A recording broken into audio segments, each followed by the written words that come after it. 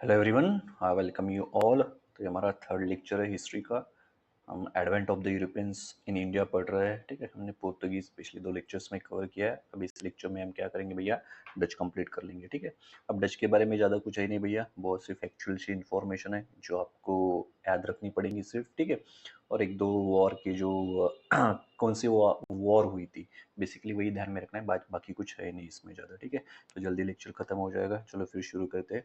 और Telegram channel join कर सकते हो आप, लिंक डिस्क्रिप्शन में है। ठीक है, चलो फिर आगे बढ़ते हैं। ठीक है भैया, डच सेटलमेंट्स या फिर सबसे पहले देखते हैं भैया डच। ठीक है, तो भैया सबसे पहले डचमैन कौन था जो आया था एशिया में? तो भैया कॉर्नेलिस डी हाउटमैन करके था। ठीक है, ये 1596 में भैया सुमात्रा एंड बंटाम, ठीक है प्रोनाउंसिएशन के लिए सॉरी, बंटाम आइलैंड पे आया था। ठीक है, एशिया में आया था भैया ये सबसे पहले। ठीक है, यानी ईस्ट में आया था। ठीक है, ये सुमात्रा एंड बंटम आइलैंड पे 1596 में ये आया था। ठीक है, तो ये एग्जाम में डायरेक्टली क्वेश्चन आता है इसके बेस पे, या फिर डायरेक्टली स्टेटमेंट में भी इसका नाम दिया जाता है। ठीक है, तो भैया कॉर्नेलिस डी हाउटमैन था जो सुमात्रा एंड बंटम आइलैंड पे सबसे पहले आया था। वो फर्स्ट डच मैन था। कब आया था भैया? 1596 में आया था। ठीक है भाई, 1602 में वेरियस जो छोटे छोटे ट्रेडिंग कंपनीज थी भैया, वो अमालगेटेड करके भैया east India company of the Netherlands form की जाती है। ठीक है, अब ये जो कंपनी फॉर्म होती है भैया, इसको क्या क्या पावर्स रहती है? इसको बेसिकली एम्पावर कर दिया गया था भैया, आप कोई भी वॉर क्या कर सकते हो, कैरी कर सकते हो। मान लो कि भैया जहाँ पे आप जा रहे हो ट्रेडिंग के लिए, जहाँ पे आप बेस एस्टेब्लिश कर रहे हो, ठीक है, अगर वहां पे भैया कोई वॉर जैसी सिचुएशन अगर क्रिएट होती है तो भैया आप वॉर कैरी कर सकते हो। ठीक है, किसी राजा के साथ कुछ भी हो भैया, ट्रीटीज वगैरह साइन कर सकते हो। ठीक है, जो जहाँ पे आप जा रहे हो बेसिकली वहाँ के सिचुएशन के अनुसार। ठीक है, टेरिटरी का पोजीशन भी आप क्या कर सकते हो भैया, ले सकते हो। यानी इनको ये सब वहाँ वहाँ के जो डचमैन थे भैया, उनको ये सब बातें एम्पावर कर देती है। यानी अगर कोई सिचुएशन आती है तो भाई उनको ऐसा नहीं कि भैया ऐसी ऐसी सिचुएशन आ गई अब हम क्या करें, परमिशन लेने की जरूरत नहीं थी, उनको ऑलरेडी एम्पावर कर दिया गया था। ठीक है, उनको फोर्ट्रेसेस इरेक्ट करने की भी भैया परमिशन दी गई थी। भैया आप फोर्ट्रेसेस भी क्या कर सकते हो, इरेक्ट कर सकते हो अगर वक्त आता है, वो ऐसी सिचुएशन अगर आती है तो। ठीक है, तो थोड़ा सा इंट्रोडक्शन था इनके बारे में, ज्यादा कुछ दिया हुआ है। तो भैया डच सेटलमेंट्स कहते हैं। तो सबसे पहली फैक्ट्री कहाँ पे उन्होंने एस्टेब्लिश की थी? तो भैया 1605 में उन्होंने सबसे पहली फैक्ट्री एस्टेब्लिश की थी भैया मसूलीपट्टनम में। कहाँ पे? मसूलीपट्टनम में। ठीक है भैया, ये ध्यान में रखना है यहाँ पे, बाकी कुछ है नहीं ऐसा ज्यादा।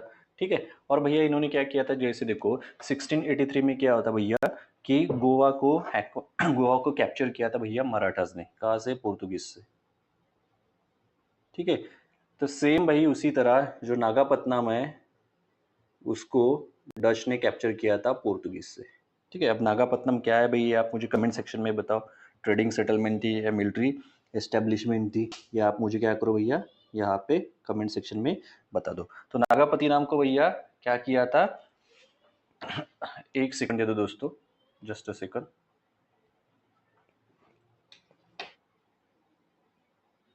तो भैया नागापट्टनम को बेसिकली डच ने कैप्चर्स किया था भैया पोर्तुगीज से। ठीक है, वो ध्यान में रखना है आपको। ठीक है, ये साउथ इंडिया में उसका यानी नागापट्टनम को इन्होंने अपना मेन स्ट्रॉन्ग होल्ड भी बना लिया था। उसके बाद भाई इन्होंने ऐसे कई छोटी मोटी क्या की प्रिंसिपल फैक्ट्रीज भी एस्टेब्लिश की, जैसे कि भैया इन्होंने सूरत में की 1616 में।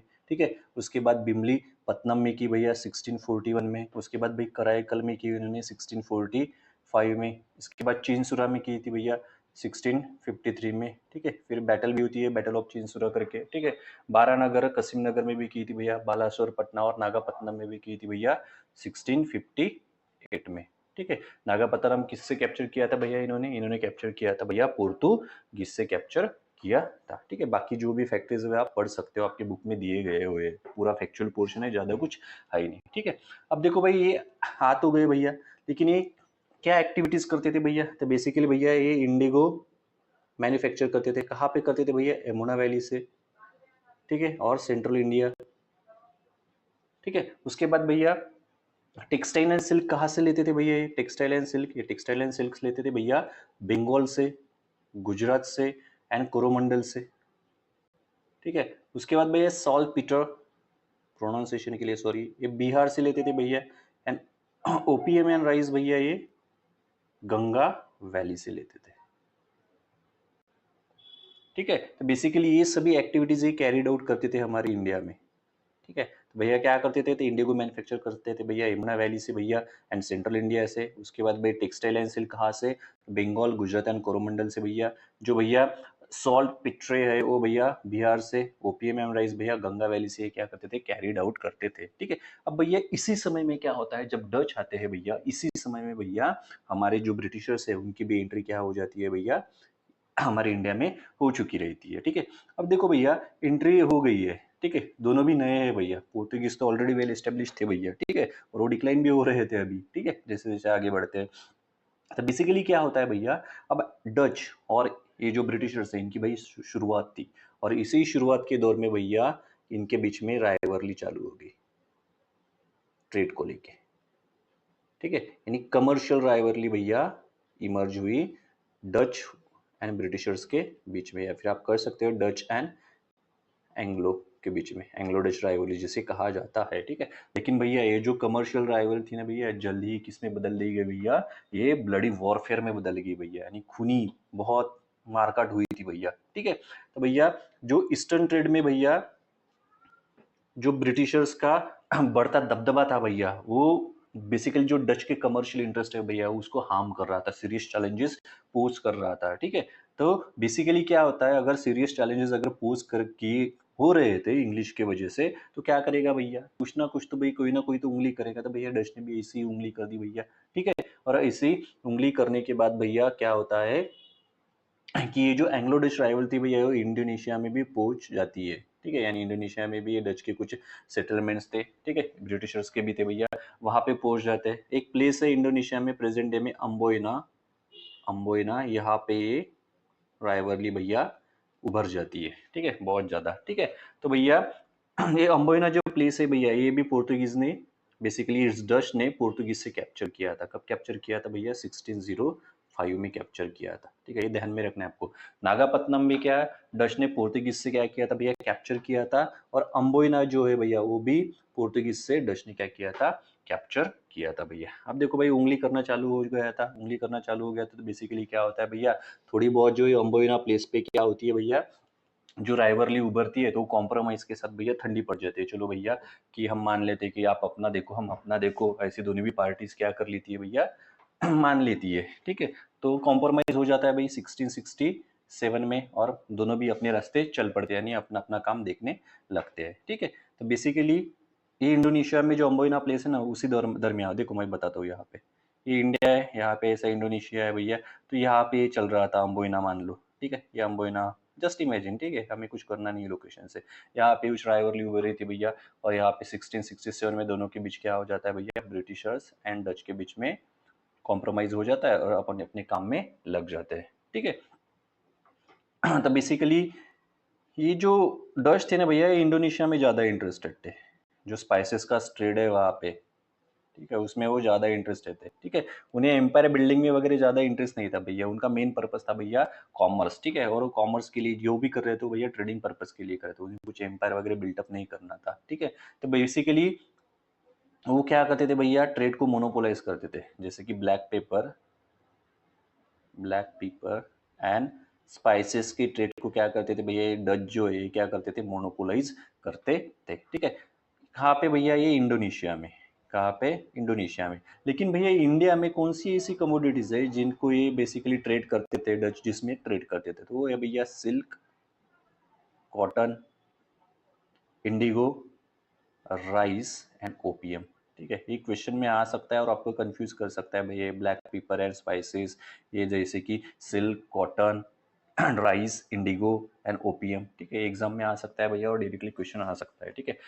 ठीक है, यहाँ तक समझ में आ गया। चलो फिर आगे बढ़ते हैं। देखो भैया अब क्या हो गया था, ये इंडिया था, ये मान लो इंडोनेशिया था, यहाँ पे अम्बोइना में जो भी कुछ होता है 1667 में क्या हो गया था भैया, उसमें कॉम्प्रोमाइज हो गया था। लेकिन भैया कमर्शियल कमर्शियल इंटरेस्ट हर्ट हो रहे थे, तो कहीं ना कहीं तो वो बात चुपती रहती है भैया, हमारे कमर्शियल इंटरेस्ट क्या हो रहे हैं भैया, हर्ट हो रहे, ऐसा चालू था भैया।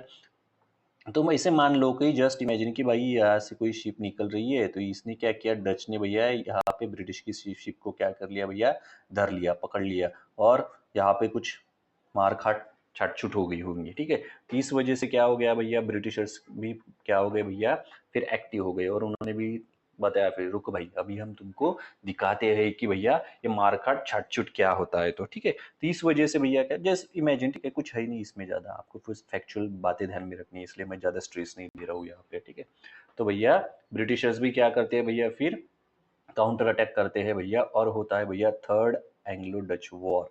क्या होता है, थर्ड एंग्लो डच वॉर, जिसमें 1672 से 74 ही चलता है, ठीक है। इसमें डच बहुत बुरी तरह से हार जाते हैं भैया, ठीक है। और उसी के साथ साथ भैया ये जो बंगाल में हुगली है ना भैया, ठीक है, क्या है भैया बंगाल में हुगली, यहाँ पे क्या होता है भैया, नवंबर 1759 में एक बैटल होती है एंग्लो और डच के बीच में, बेसिकली ब्रिटिश एंड डच के बीच में, ठीक है। इसी को कहा जाता है भैया बैटल ऑफ हुगली या फिर बैटल ऑफ बिदारा भी आप कह सकते हो भैया। क्या बैटल ऑफ हुगली या फिर बैटल ऑफ बिदारा भी आप क्या कह सकते हो, ठीक है। और इसमें डच को बहुत बुरी तरह से क्या कर देते हैं, इंग्लिश पेल देते हैं भैया, ठीक है। और फिर क्या पेलने के बाद भैया वही डच अपने रास्ते सीधे रास्ते चला आ जाता है। क्या जो भी वो उसके इंडिया में क्लेम्स है भैया, जो भी सेटलमेंट्स है वो क्या कर देते हैं, अबेंडन कर देते हैं भैया। और मान लो कि अबेंडन कर देते हैं और अपना पूरा इंटरेस्ट वो इंडोनेशिया में क्या कर देते हैं भैया, शिफ्ट कर देते हैं। जैसे कि मैंने आपको बताया था उनका एम्पायर बिल्डिंग में कोई भी इंटरेस्ट नहीं था, ठीक है, वो ट्रेड के पर्पज से आए थे, लेकिन उनकी ट्रेड जो इंटरेस्ट है वो क्या हो रहे थे भैया, हर्ट हो रहे थे। तो इसी वजह से क्या हो गया था भैया, कमर्शियल राइवरी इमर्ज हुई थी ब्रिटिशर्स और डच के बीच में, ठीक है। और एक कमर्शियल राइवरी कब ब्लडी वॉरफेयर में कन्वर्ट हो गई, इनको भी समझ में नहीं आया। तो अब देखो इंटरेस्ट अगर हर्ट हो रहे तो क्या कर रहे थे, डच उंगली कर रहे थे इंग्लिश को, और इसी उंगली करने में क्या हो जाता है भैया, डच की वाट लग जाती है। और जो भी क्लेम से भैया डच के इंडिया में, उनको उनको क्या करना पड़ता है भैया, विड्रॉ करना पड़ता है। वो विड्रॉ कर लेते हैं और अपना पूरा फोकस जो है भैया, वो जो स्पाइस का आइलैंड है इंडोनेशिया में, ठीक है, तो यहाँ पे वो फोकस कर देते हैं, ठीक है। ये था भैया डच के बारे में, ज़्यादा कुछ नहीं है, ज़्यादा ऐसे बताने के लिए भी नहीं है, थोड़ा बहुत है, ठीक है। तो आप सिर्फ यहाँ पे क्या करना है, जो भी फैक्चुअल डाटा है भाई उस पर आपको फोकस करना है। फॉर एग्जाम्पल मैं आपको बताता हूँ कि आपको कहाँ पे फोकस करना है। तो सबसे पहले भैया कौन पहला था जो आया था, ठीक है, तो कॉर्नलिस डी हॉटमैन था भैया, फर्स्ट डचमैन 1596 में आया था, ठीक है। उसके बाद भैया फर्स्ट फैक्ट्री मछलीपट्टनम 1605 में, ठीक है। उसके बाद भैया नागापट्टनम कैप्चर किया था इन्होंने पोर्तुगीज से, ठीक है। नागापट्टनम क्या था, ये ध्यान में रखो, पोर्तुगीज की क्या मिलिट्री सेटलमेंट थी भैया, क्या थी, ट्रेडिंग पोस्ट थी, ठीक है। और नागापट्टनम कैप्चर करके भैया इन्होंने उसको साउथ इंडिया में अपना स्ट्रॉन्ग होल्ड बना लिया था, ठीक है। उसके बाद जो भी इनकी प्रिंसिपल फैक्ट्रीज है भैया वो ध्यान में रखो, may be match the pairs में आ सकता है साल के लिए कोई, ठीक है। उसके बाद भैया वो कौन सी एक्टिविटीज कैरिड आउट करती थी, जैसे यमुना इंडिगो मैन्युफैक्चर करते थे भैया Yamuna valley and central India में, ठीक है। ये ध्यान में रखना है। टेक्सटाइल एंड सिल्क भाई बंगाल से कैरिड करते थे, ठीक है, बंगाल, गुजरात, कोरोमंडल, ठीक है। उसके बाद भाई साल पिक्चर जो है ये बिहार से, ओपीएम एंड राइस भैया गंगा वैली से, ये आ जाएगा भैया, ठीक है। मैच द पेयर्स में भी आ जाएगा, तो यहाँ पे आपको फोकस करना है। तो बेसिकली इतुशी जो नोट्स है भैया वो आपको लिख के साइड में रख दो अपने बुक में, बात उसके बाद डच पढ़ने की आपको जरूरत नहीं पड़ेगी, ठीक है। तो भैया जो एंग्लो डच की राइवरली हुई थी भैया वो कमर्शियल राइवल थी, सभी की कमर्शियल राइवरली थी बेसिकली, ठीक है। अम्बोइना कहाँ पे भैया, प्रेजेंट डे में इंडोनेशिया में है भैया। 1605 में अम्बोइना भी पोर्तुगीज डच ने पोर्तुगीज से क्या किया था भैया, कैप्चर किया था, ठीक है। तो अम्बोइना में एक ब्लडी मास्केर हुआ था भैया, ये ध्यान में रखना, ठीक है। 1667 में कॉम्प्रोमाइज हुआ था, डेट याद रखना 1667, ठीक है। इंडोनेशिया में वो क्या कैरिड आउट करते थे भैया, तो ब्लैक पेपर एंड स्पाइसेस के ट्रेड कैरिड आउट करते थे डच इंडोनेशिया में। लेकिन इंडियन कम्युनिटी कौन सी है भैया जिसमें वो ट्रेड करते थे, तो बेसिकली भैया silk, cotton, indigo, rice and opium, ठीक है। थर्ड एंग्लो डच वॉर की डेट याद रखो 1672 से 74, और बैटल ऑफ हुगली 1759, या फिर बैटल ऑफ बिदारा भी आप इसको कह सकते हो, ठीक है। क्या वो एम्पायर बिल्डिंग में इंटरेस्टेड थे, नहीं भैया एम्पायर बिल्डिंग में इंटरेस्टेड नहीं थे। बैटल ऑफ हुगली होने के बाद भैया वो क्या कर लेते हैं, अपना जो भी क्लेम्स है वो विड्रू कर लेते हैं भैया, कहाँ से, इंडिया से, और पूरा फोकस इंडोनेशिया में स्पाइसेस के आइलैंड पे वो क्या कर देते हैं भैया, शिफ्ट कर देते हैं, ठीक है। ये था भैया छोटा सा लेक्चर, ठीक है। नेक्स्ट लेक्चर में हम देखेंगे इंग्लिश के बारे में, तब तक भैया see you soon, have a good time.